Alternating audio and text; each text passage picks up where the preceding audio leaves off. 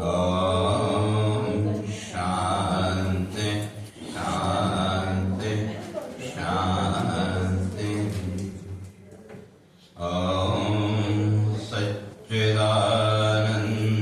रूपाय विश्वोत्पत्त्यादि Hathaway तापत्रय विनाशाय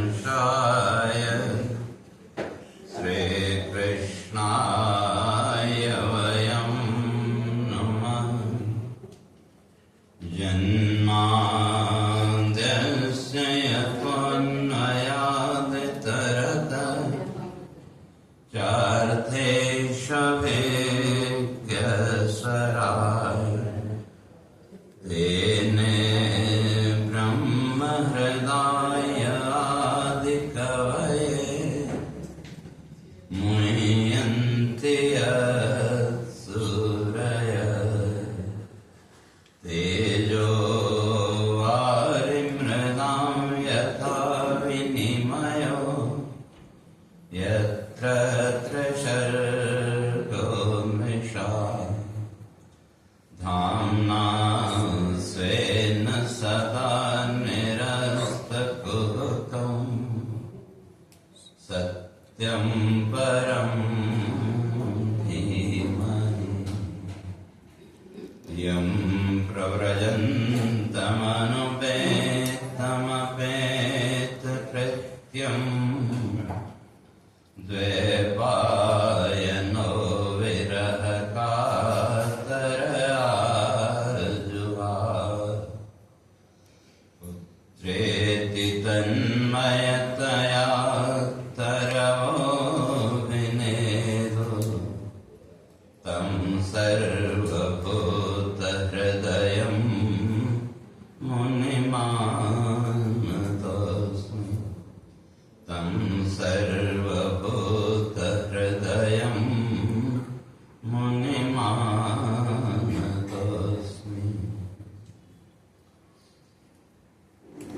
तो विचार चल रहा था भागवत का। तो कल इस बात को स्पष्ट करके आए थे जब सूत जी भागवत की कथा सुखदेव जी भागवत की कथा जब आरंभ करने वाले थे तो उस समय जो देवता लोग हैं उनके पास अमृत कलश लेकर के आए।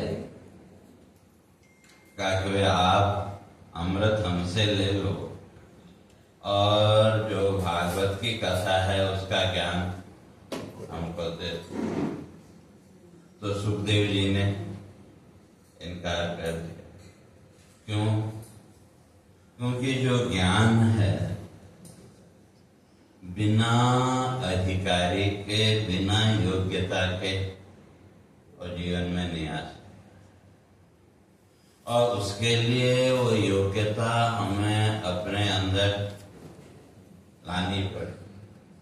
और दूसरी बात है तो जो ज्ञान है वो व्यापार की वस्तु नहीं है। कल भी चर्चा करके आए थे वो तो क्या है अनुभव की वस्तु। क्योंकि अगर धन दौलत या संपत्ति के बदले ज्ञान मिलता होता तो सारा संसार ज्ञानी हो जाता। तो इसलिए जो ज्ञान है वो केवल शब्दों से संभव नहीं, लेकिन विडंबना यह है कि हमने शब्द ज्ञान को ही ज्ञान मान लिया। कोई अच्छी पुस्तक पढ़ी, दो चार लाइनें हमने याद कर ली या दो चार किस्से कहानी याद कर लिए तो हम समझ बैठते हैं कि हम तो बड़े ज्ञानी हो। लेकिन वो केवल जानकारी है, इंफॉर्मेशन। इसलिए ज्ञान और जानकारी दोनों एकदम अलग अलग है। और जो कुछ भी आप सुनते हैं, पुस्तकों से पढ़ते हैं, तो वो ज्ञान नहीं है, वो इंफॉर्मेशन है, जानकारी। और इन दोनों में अंतर ये है, जो ज्ञान है वो आपके जीवन के अहंकार को कम करेगा, और जो इंफॉर्मेशन है, जानकारी है, वो आपके जीवन में अहंकार को बढ़ाएगा। दोनों में अंतर है। और जो ज्ञान है वो बिना अनुभव के जीवन में और नहीं आ सकता। तो इसलिए वहां कल चर्चा करके आए थे, जब नारद जी भक्ति के दोनों पुत्र ज्ञान और वैराग्य, इन दोनों को सचेत करने का प्रयास करने लगे, तो तब वहां आकाशवाणी हुई। तो कहा कि वे ये तो बिना भागवत ज्ञान के, बिना भागवत के तो ज्ञान और वैराग्य, इनकी जो वृद्धावस्था है वो दूर होने वाली नहीं है। या सीधे सीधे अगर कहें जीवन में, तो जो भागवत की जो चर्चा है, भागवत की जो कथा है, वो हमको जीवन में क्या देगी? ज्ञान और वैराग्य।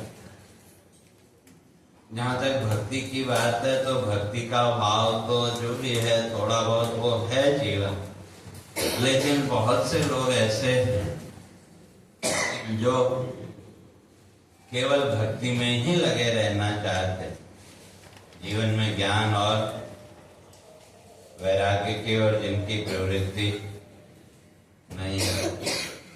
तो ज्ञान और वैराग्य के भाव से रहित जो भक्ति है, तो उसके लिए शास्त्रकार कहते हैं कि वो किसी काम की नहीं। ठीक है, थोड़ी देर का आपको मानसिक संतोष तो मिल जाएगा, लेकिन जीवन में जो विकास होना चाहिए वो नहीं होगा, क्योंकि भौतिक वस्तुओं के, संसार के पदार्थों की इच्छा से की गई जो भक्ति, कल भी चर्चा किए थे, वो जीवन में एक अशांति और असंतोष के अतिरिक्त और कुछ नहीं। किसी फल प्राप्ति की इच्छा से आपने भक्ति की, अगर वैसा फल आपको मिल गया तो थोड़ी देर के लिए शांति का भाव आ गया, और ऐसा फल नहीं मिला तो उस भक्ति ने आपको और ज्यादा अशांत किया कि। तो इसलिए भक्ति के साथ में ज्ञान और वैराग्य का भाव वो जरूरी है। तो इसलिए जो भागवत की कथा है उसका फल यही है कि जो व्यक्ति ईमानदारी से भागवत की कथा सुने या भागवत पढ़े, तो उसके जीवन में ज्ञान और वैराग्य, ये दो भाव आएंगे। तो इसलिए तो उसी जीवन में ज्ञान और वैराग्य की वृद्धि के लिए भागवत की कथा है। लेकिन लोगों ने क्या किया, उसको भी एक फॉर्मेलिटी बना दी। जैसे यहाँ एक परंपरा है कि वे किसी की मृत्यु के बाद या उसके बाद भागवत कथा करनी, वो एक फॉर्मेलिटी केवल। लेकिन उससे हमने सीखा क्या? हमने तो एक जो चाहे ड्यूटी कह लो या फॉर्मेलिटी कहो, उसको हमने पूरा कर, लेकिन उस भागवत की कथा का हमारे जीवन में क्या लाभ हुआ? तो अगर हमारे जीवन में उसका कुछ लाभ हमको नहीं हुआ, तो फिर वो सारी कवायद व्यर्थ है कि जो कुछ भी हम नहीं किया। तो इसलिए तो भागवत का तात्पर्य यही है कि ज्ञान और वैराग्य। और जब नारद जी को ऋषि आकाशवाणी हुई कि वे इनके लिए तो जो भागवत का जो ज्ञान है वो तो कहाँ से मिलेगा, वो तो ऋषियों से ही मिलेगा। और नारद जी ने बड़ा भ्रमण किया, कोई नहीं मिले तो सोचा वे चलो बद्रीनाथ में जाके तपस्या करेंगे। वे वहां से भगवान की कृपा से वो ज्ञान प्राप्त करके फिर जो है तो ज्ञान और वैराग्य को उसका उपदेश देंगे। तो रास्ते में मिले सनकादिक ऋषि, तो तब उनसे नारद जी प्रार्थना करते हैं कि आप जो है तो रास्ता बताओ कि व्यक्ति के जीवन में ज्ञान और वैराग्य कैसे आए। और अगर जीवन का विचार करके देखें, हर व्यक्ति क्या चाहता है? सुख और शांति। तो वो जीवन में सुख और शांति का भाव बिना ज्ञान और वैराग्य के संभव नहीं। तो संसार की जो भी वस्तुएं हैं, संसार के जितने भी पदार्थ हैं, तो इन पदार्थों ने हमको दिया क्या? अपने आप विचार करके देखें तो इससे हमको जीवन में शांति मिली या अशांति मिली? और जो बड़े बड़े ऋषि हैं, तपस्वी हैं, उनके पास आप जाओ तो एक शांति का अनुभव वहां होता है। तो इसलिए हमारे ऋषि कहते हैं कि जीवन में अगर शांति और प्रसन्नता चाहिए तो उसके लिए ज्ञान और वैराग्य। वैराग्य का अर्थ ये नहीं कि वस्तुओं का त्याग कर देना, उसका नाम वैराग्य नहीं है, बल्कि इन वस्तुओं के साथ जो आपका अटैचमेंट है उससे अपने को ऊपर उठाना। वस्तु सामने है तब भी ठीक और सामने नहीं है तब भी ठीक, दोनों अवस्थाओं में समान रहना, उसी का नाम है वैराग्य। और जहां तक वैराग्य की बात है तो उसके भी दो भेद शंकराचार्य जी ने किए। जीवन में वैराग्य का भाव आता है, लेकिन वो जो वैराग्य है कैसा है? एक परिस्थिति जन्य वैराग्य और दूसरा ज्ञान जन्य वैराग्य। तो जीवन की परिस्थितियां आपके अनुकूल नहीं हैं, तो उस समय भी थोड़ी देर के लिए आपके अंदर वैराग्य आया कि, लेकिन वो परिस्थितियों के अनुसार, सिचुएशन के अनुसार जो वैराग्य का भाव जीवन में आया, तो शंकराचार्य जी कहते हैं वो आपको हमेशा दुख देगा। लेकिन ज्ञान के माध्यम से जो वैराग्य का भाव आपके जीवन में आया वो आपको हमेशा सुख देगा। तो अंतर एक है। तो इसलिए ज्ञान और वैराग्य, तो इन दोनों की जीवन में आवश्यकता। अगर जीवन में सुख और प्रसन्नता पूर्वक अगर जीवन में रहना तो ये दोनों जरूर है। तो इन दोनों को बढ़ाने के लिए या इन दोनों को ऊपर लाने का जो माध्यम है वो है भागवत। तो जब वहां नारद जी ने ऋषियों से प्रश्न किया तो ऋषि उनसे कहते हैं कि वे तुम जो है तो इनको भागवत कथा सुनाओ। तो इसलिए वो भक्ति के पुत्र थे, ठीक है, रहे होंगे, लेकिन जो भागवत कथा का जो उद्देश्य है वही सामान्य व्यक्ति के लिए कि भक्ति का भाव तो है कलयुग में, लेकिन ज्ञान और वैराग्य गए। वो भक्ति हम करते हैं और बड़ी दृढ़ भक्ति करने वाले भी लोग हैं, लेकिन ज्ञान और वैराग्य के लिए जीवन में स्थान। तो इसलिए जीवन में वो ज्ञान और वैराग्य का भाव आए, तो उसके लिए भागवत की कथा का श्रवण करना चाहिए। और इस भागवत कथा का फल क्या है, तो कल चर्चा करके आए थे, निर्मत्सरण। तो ये भागवत की कथा धीरे धीरे आपके मन को भी शुद्ध करे, क्यों जब मन शुद्ध होगा तो तभी ज्ञान टिक पाएगा, और जब ज्ञान टिकेगा तो उसका फल है वैराग्य के रूप में वो सामने आएगा। तो तब नारद जी ने संकल्प किया, नहीं ठीक है, मैं जो तो भक्ति के जो दो पुत्र ज्ञान और वैराग्य, या यूं कहें कि वे कलयुग में लोगों के अंदर भक्ति तो है, लेकिन ज्ञान और वैराग्य की स्थापना के लिए का मैं जो है तो ये ज्ञान यज्ञ करूंगा। तो ये भी एक तरह का क्या है, ज्ञान यज्ञ तो समझते हैं। तो वो तो भौतिक यज्ञ है जो आप हवन आहुति आदि डालते हैं, तो वो तो भूत शुद्धि का यज्ञ, लेकिन मन की शुद्धि के लिए ज्ञान यज्ञ जरूरी है, क्यों बिना ज्ञान के मन शुद्ध नहीं हो सकता। तो इसलिए नारद जी कहते हैं कि भाई मैं करूंगा। तो तब ऋषि ने उनसे कहा, आप कहाँ करो कथा? कहा हरिद्वार।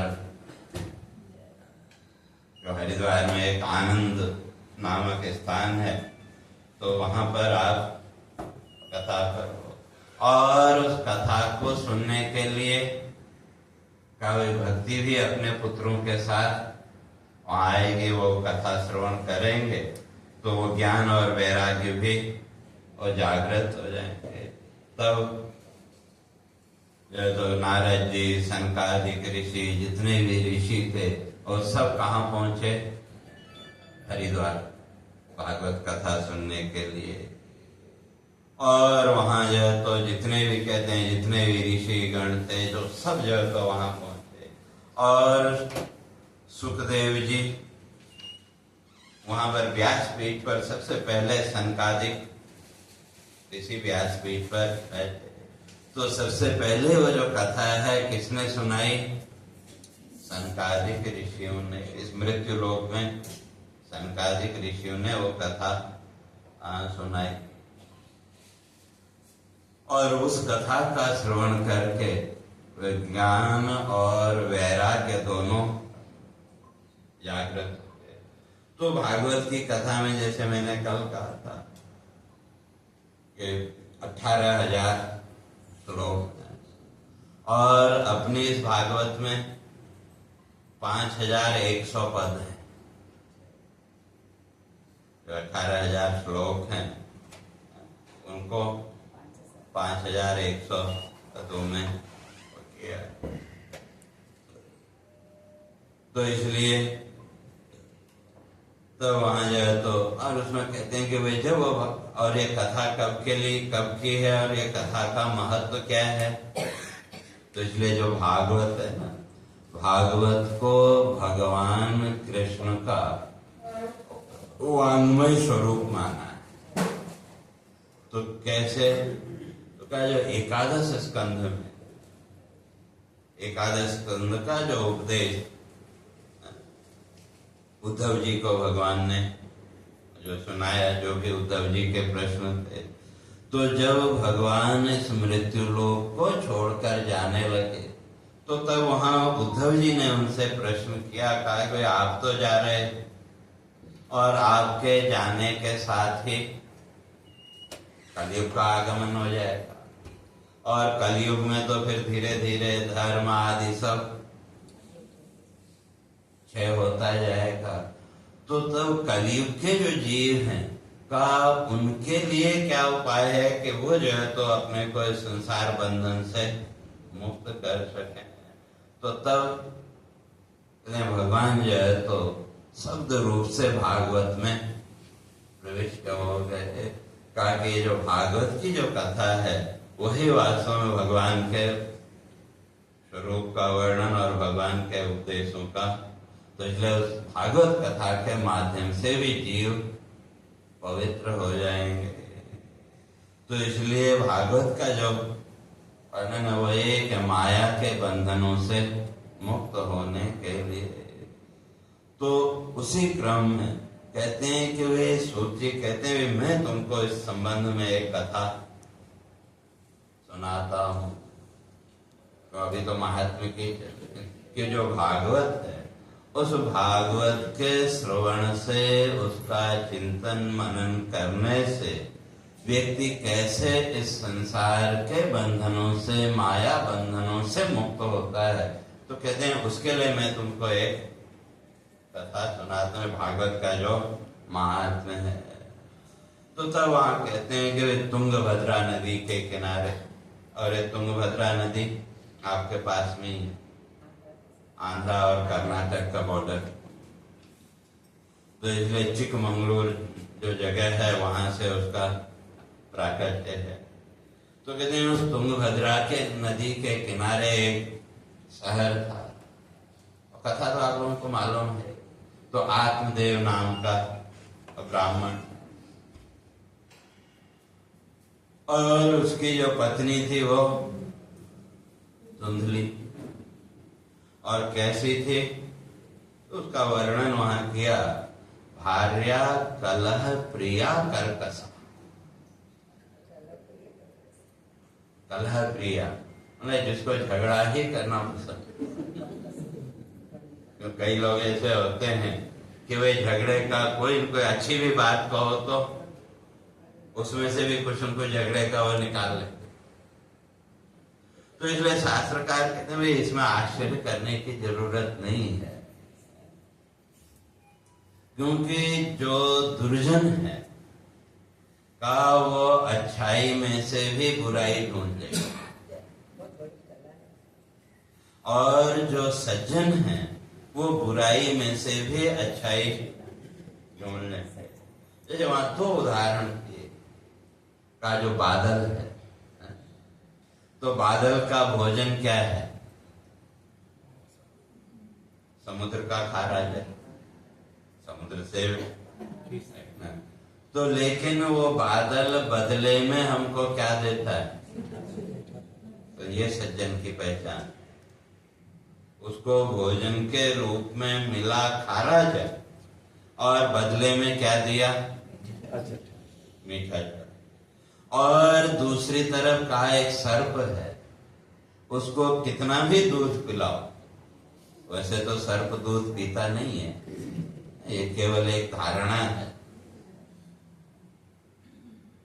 सर्प दूध नहीं पीता है, सर्प को दूध पिलाओ तो मर जाएगा। लेकिन वो कहावत बनी है, क्यों? सांप के जो बॉडी है वो उस हिसाब से बनी नहीं है,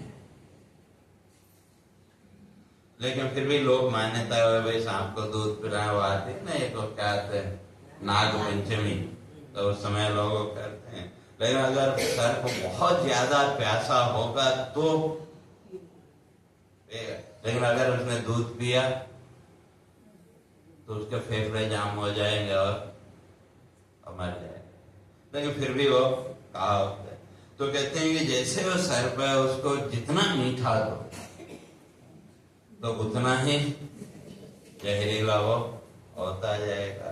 कहते हैं ये सज्जन और दुर्जन व्यक्ति की पहचान है। और इसमें का लोक व्यवहार में उसमें आश्चर्य करने की जरूरत नहीं कि ये ऐसे क्यों हुआ, किस लिए हुआ। तो इसलिए वो जो पत्नी थी वो कैसी थी? भार्या कलह प्रिया कर्कशा, सुत सुख वंचित धुंधली। घर में कोई संतान नहीं थी, और संतान की कामना तो हर एक गृहस्थी को होती है।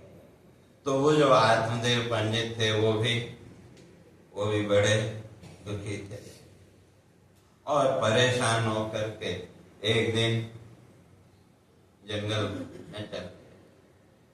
क्यों? जब घर में हर रोज झगड़ा हो या हर रोज कोई झगड़ा करे तो कितने दिन घर में रहना चाहते? ज्यादा नहीं तो 2-4 दिन के लिए सोचते हैं चलो हो जाए, थोड़ा शांत हो जाए तो फिर आए। तो उसी तरह से वह ब्राह्मण भी पत्नी के कलह से परेशान होकर के जंगल की ओर निकल गया। और जंगल में जब गया तो वहां एक जगह संत मिले, कुटिया बना के रहते थे। और जब संसार की सारी आशाएं छूट जाती हैं तो व्यक्ति किसके पास जाता है?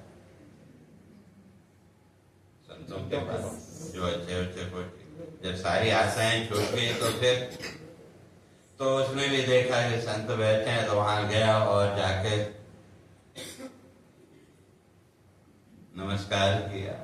और वो जो संत थे वो सब समझ गए, तो साधक तत्वज्ञानी थे, समझ गए। लेकिन फिर भी आया तो पूछा, कहा क्या बात है, चेहरे में दुख दिखाई दे रहा है।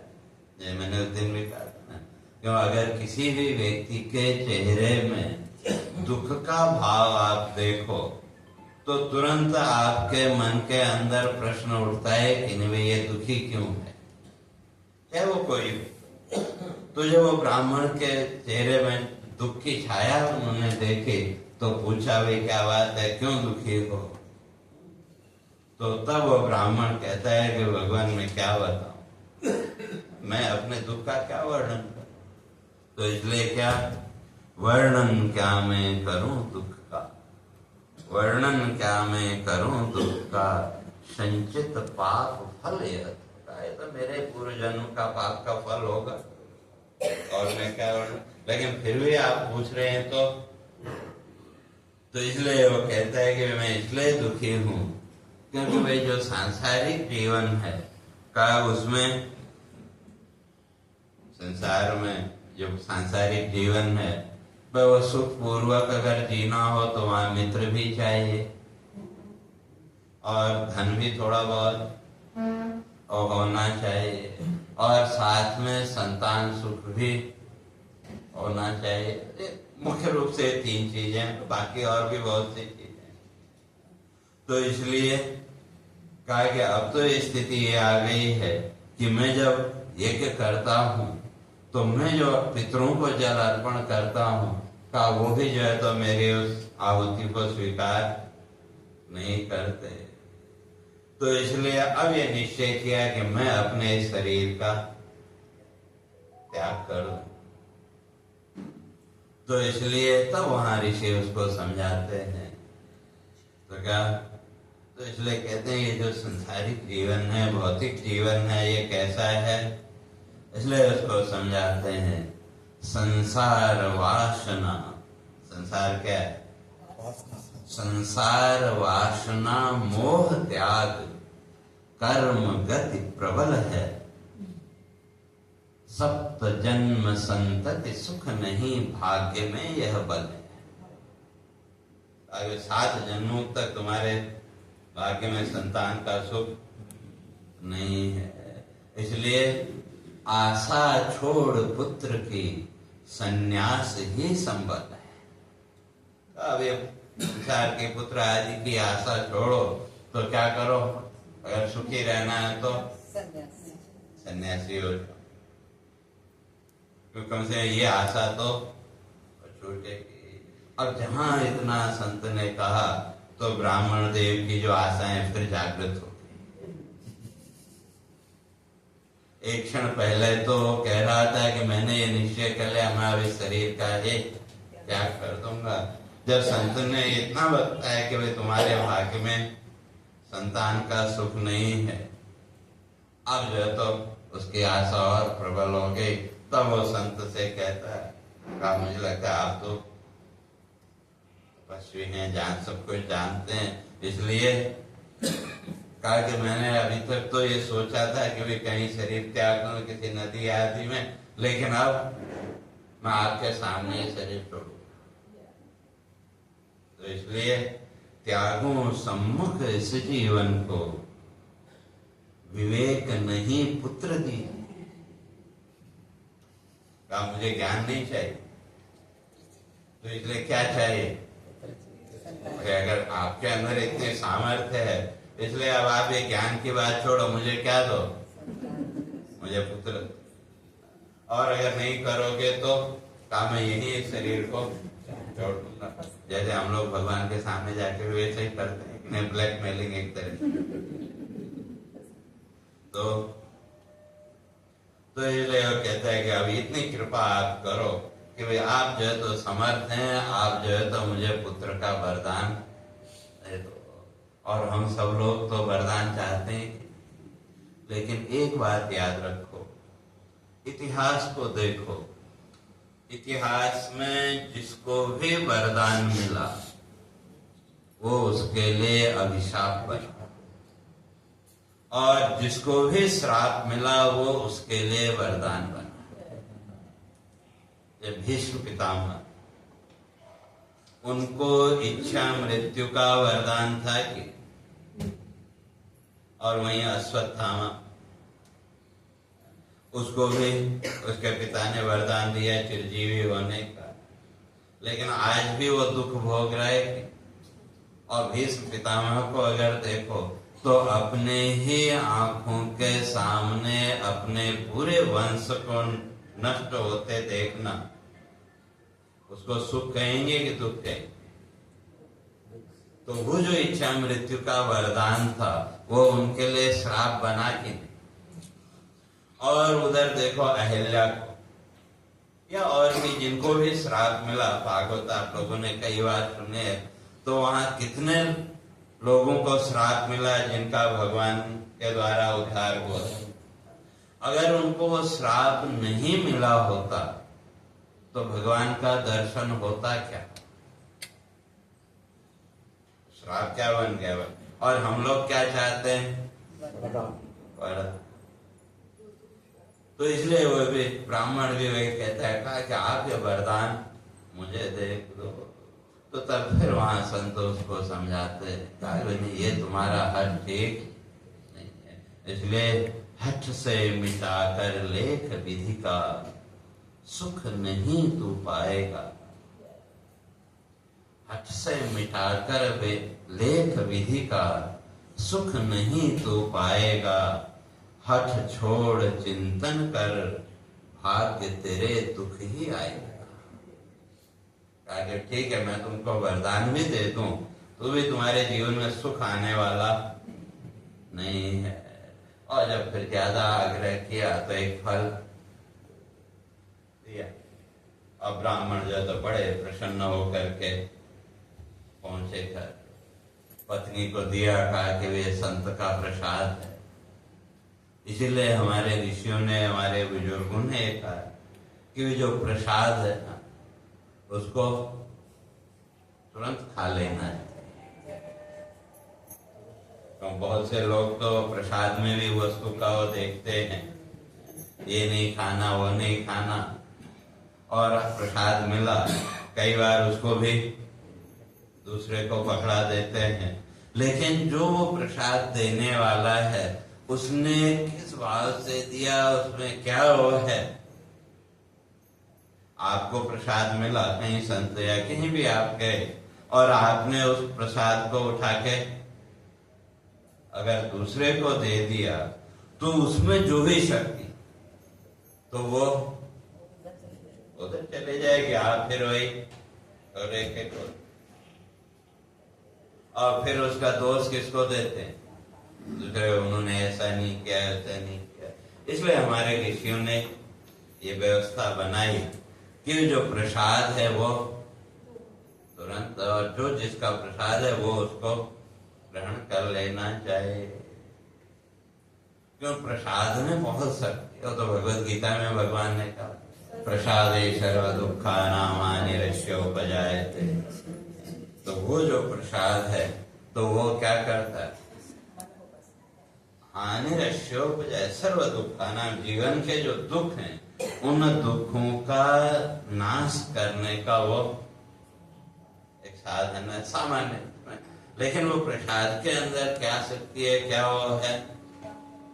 तो इसलिए जब चले और तब वहां महर्षि वेदव्यास कहते हैं कि उसने जबरदस्ती हठ पूर्वक वरदान तो ले लिया, लेकिन हठ से था पाया यह फल उसने, क्या विधि का लेख टल जाएगा। हठ से जबरदस्ती आपने लिया, तो फिर भी जो विधि का लेख है वो तो टलने वाला नहीं है। अब लेके जब घर गया, धुंधली को पकड़ाया, तो अब वो धुंधली सोचने लगी। तो क्या सोचती है, और उसके साथ जो संत थे उन्होंने कुछ नियम भी बताए। तो धुंधली सोचती है, क्या धुंधली लगी सोचने, पालन नियम सत्य सोच कैसे मैं कर पाऊं। ये जो नियम है, इन नियमों का पालन मैं कैसे कर पाऊं। और तो तब वो अपनी जो कल्पना है वो क्या करती है, तो इसलिए भाई जब गर्भ धारण होगा तो गर्भावस्था में पराधीन होना पड़ेगा। तो इसलिए हो गर्भिणी असक्त पराश्रता, जीते जी मैं तो मर जाऊं। उस अवस्था में तो मैं तो मर जाऊं। और फिर अपने मन में कल्पना करते हुए सही अर्थों में कौन सी स्त्री सुखी, ये सही नहीं मानना, लेकिन ये उसकी कल्पना है धुंधली की। तो इसलिए है सुखी स्त्री विधवा या बंध्या। कहा कि सुखी स्त्री वही है जो या तो बांझ हो, भाई जिसकी संतान न हो, वो सुखी है, या विधवा। तो इसलिए निश्चय किया कि मैं ये फल नहीं खाऊं। और अगले दिन उसकी जो बहन थी वो उससे मिलने आई, तो उसने सारा वृतांत बताया। तो बहन ने कहा तू चिंता मत कर, मेरा बच्चा होने वाला है, तो जब बच्चे का जन्म होगा तो मैं वो तुझे दे दूंगी। इसलिए अब जैसे जैसे मैं कहूं तो वैसे वैसे तो नाटक करती जा गर्भवती होने का। तो इसलिए और कहा कि वो नाटक तो मैं कर लूंगी, लेकिन भाई संतान कहाँ से आई। तो कहा कोई नहीं, मैं अपनी संतान तेरे को वो दे दूं। तो तब वहां जो तो धुंधली कहते, कहा कि ये तो छल होगा, आज नहीं तो कल संसार इस बारे में जान ही जाएगा। इसलिए कैसे गुप्त रहेगा यह छल, कल तो जग जाएगा जान। तो ये छल है तो छल, लेकिन ये कैसे गुप्त रहेगा। तो तब उसकी बहन उत्तर देती है, कहा मेरी चिंता तो मत कर, और रही बात मेरे पति की, का कुछ उनको भी मिल जाएगा तो वो भी कुछ नहीं बोलेंगे। इसलिए तुम्हारा ये जो छल है वो हम तीनों के ही बीच में रहेगा। तो अब योजना पक्की हो गई। तो कहा कि अब इस फल का क्या करें। तो कहा भैया परीक्षा तो करनी पड़ेगी, भाई ये लेके आए हैं कि ये वास्तव में इसमें कुछ शक्ति है या ऐसे ही है। तो वह परीक्षा कैसे होगी। तो कहा गाय बंधी है ना, उसको खिला, और वो जो फल है वो गाय को खिला दिया। और तब फिर समय के साथ धीरे धीरे जब समय हुआ, तो उधर उसकी जो बहन थी उसके यहाँ जब पुत्र का जन्म हुआ, जैसे आजकल भी कई जगह है कि वे जब संतान होती है तो कहीं मायके चली जाती, कहीं कहीं ऐसी वो परंपरा अभी भी है। तो वो जो भी है, तो ऐसी कुछ परंपरा रही होगी, तो ये भी अपने मायके चली गई, और उसकी जो बड़ी बहन थी वो भी वहां मायके और पहुंच। और उसके बाद ठीक समय से जब पुत्र का जन्म हुआ, तो अब ये जो है तो पुत्र को लेकर के अपने घर आ गए। और जब घर आई तो अब शिकायत करने लगी पतिदेव से, कहा कि भाई आप वो फल लेके आए थे, सिंध का प्रसाद लेके आए थे, तो उस प्रसाद के फलस्वरूप संतान तो है, लेकिन समस्या यह है, कहा मेरे स्तनों में तो इसको पिलाने के लिए दूध ही नहीं है, तो इसका पालन पोषण मैं कैसे करूंगी।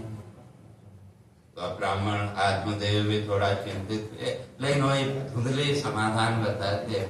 कहा कि भाई मेरे बहन के भी संतान होने वाले थे, लेकिन उसका तो मरा हुआ पुत्र पैदा हुआ, और मुझे तो इस बारे में, फिर उसके तो और भी संतान है, तो बच्चे को कैसे पालना है उसको वो जानती है। अगर तुम कहो तो भाई जो तो इसके पालन पोषण के लिए उसके पास छोड़ दे। तो जो ब्राह्मण देव थे तो वो भी बोले ठीक है। और उधर दूसरी तरफ समय के साथ गाय ने जो फल खाया था, तो वहां से भी एक बालक का जन्म हुआ, लेकिन अब गऊ के गर्भ से उसका जन्म हुआ, तो इसलिए उसके जो कान थे वो गाय की तरह, तो इसलिए उसका नाम पड़ा गोकर्ण। और तब जो है तो लोग बड़ी प्रशंसा करने लगे कि वे तो ब्राह्मण को कितना श्रेष्ठ। अहो भाग विप्रवर तेरे, पशु भी जनते हैं इंसान। तो कैसा भाग्यशाली ब्राह्मण है, इसके यहाँ तो पशु भी जो है तो इंसान को और जन्म देते हैं। तो इस तरह से समय का चक्र चलता रहा। अब दोनों बच्चे धीरे धीरे जवान हुए, और ये जो अब ब्राह्मण ने नाम रखा, इसका नाम रखा धुंधकार। और धुंध आजकल जाओ ना नॉर्थ में, धुंध में ना फॉग, तो धुंधकारी का जिसके जीवन में फॉग के अतिरिक्त और कुछ है ही, अर्थात अज्ञान है। तो दोनों बालक जवान, तो इसलिए तो दोनों में अंतर क्या था? ईश भक्त ज्ञानी एक था, जो गोकर्ण जिसका ना, तो वो कैसा था? ईश भक्त ज्ञानी एक था, और कामी कपटी एक नादान, और दूसरा दुष्ट प्रवृत्ति का। और वो जो गोकर्ण था वो तो जब थोड़ा बड़ा हुआ, वो तो तपस्या के लिए अपने निकल गए, तो रह गया घर में ये धुंधकारी। तो अब तो इसने क्या कि जैसे थोड़ा बड़ा हुआ तो अब माता पिता को परेशान करना, तंग करना शुरू कर दिया। और फिर धीरे धीरे जब थोड़ा शरीर समर्थ हुआ तो माता पिता को भी मारना पीटना शुरू कर दिया। अब वो जो ब्राह्मण है वो अब सोचने लगे, कहा कि नहीं, वो संत जो कह रहे थे वो ठीक ही कहते थे। तो क्या सोचने लगा? ब्राह्मण था अब लगा सोचने, ब्राह्मण था अब लगा सोचने, विधि का खेल निराला है।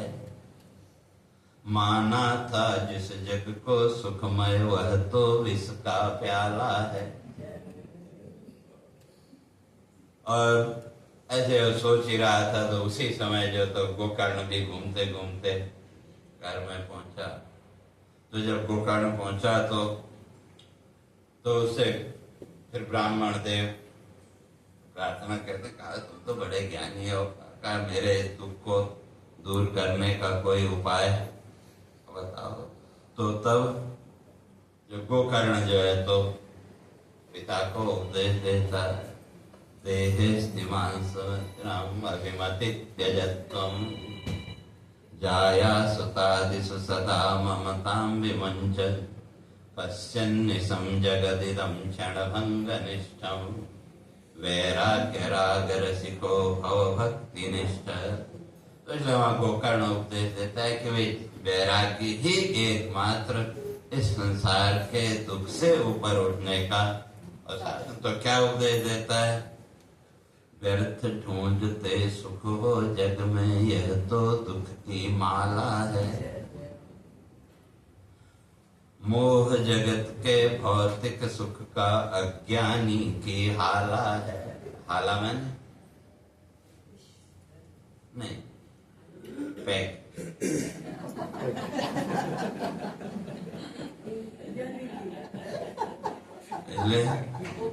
व्यर्थ ढूंढते सुख हो जग में, यह तो दुख की माला है, मोह जगत के भौतिक सुख का यह अज्ञानी की हाला है।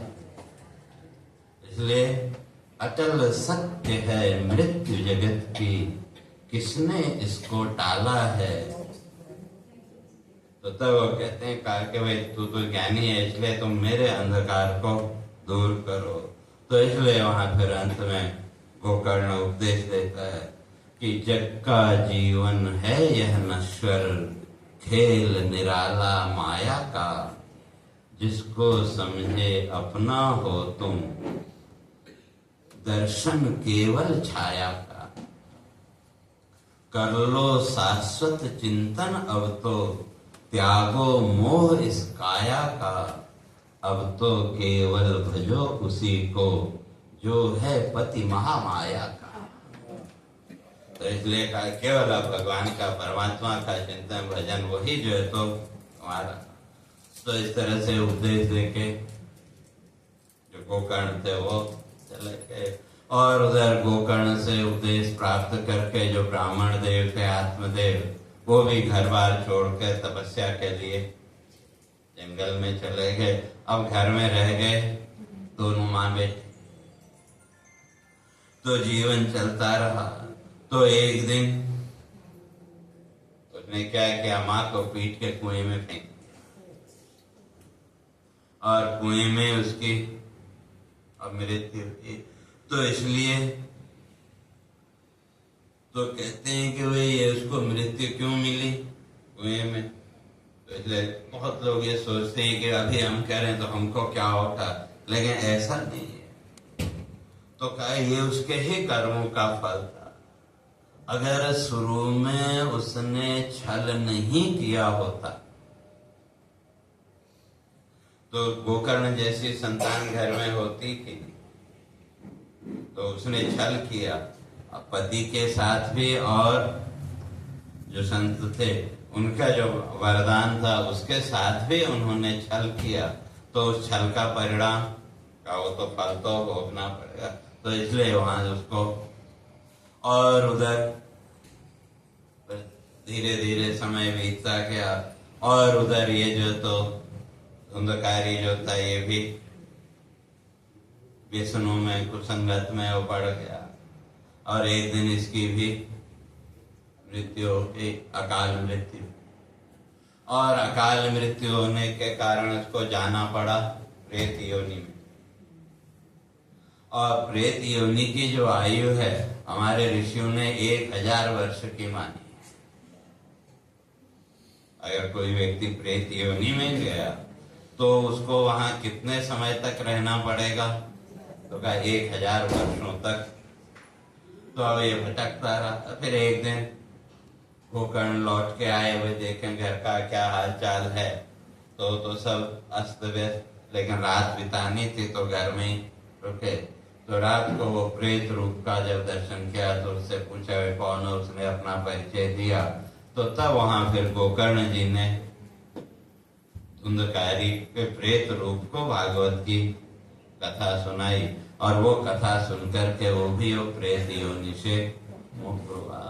तो इसलिए यहाँ महर्षि वेदव्यास जी कहते हैं कि ज्ञान और वैराग्य और तीसरी भक्ति, ज्ञान वैराग्य और भक्ति, ये तीन जो है तो दुष्ट से दुष्ट व्यक्ति को भी, अज्ञानी से अज्ञानी को भी इस संसार बंधन से मुक्त कर सकते हैं। का ये भागवत का महात्म्य है, ये उसकी महत्ता है। तो इस तरह से जो महात्म्य की चर्चा है वो यहाँ पूरी हुई। अब प्रथम स्कंद जैसे मैंने कल भी कहा था वो तो भागवत की भूमिका है, तो उसकी चर्चा फिर सोमवार को हम लोग करेंगे। तो सीधे होके बैठे हैं, आगे का जो भी प्रोग्राम हो।